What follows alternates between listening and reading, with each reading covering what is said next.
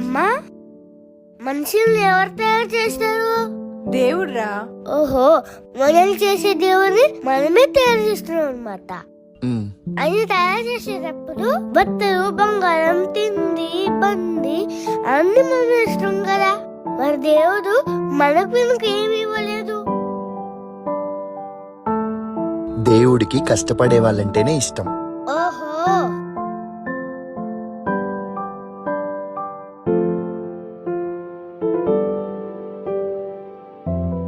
అన్నా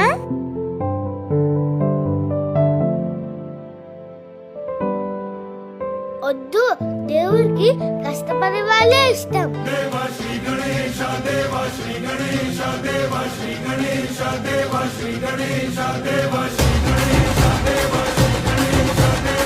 అన్నా, ఈ మా అమ్మ మందుల కోసం దాచుకునే డబ్బులన్నా.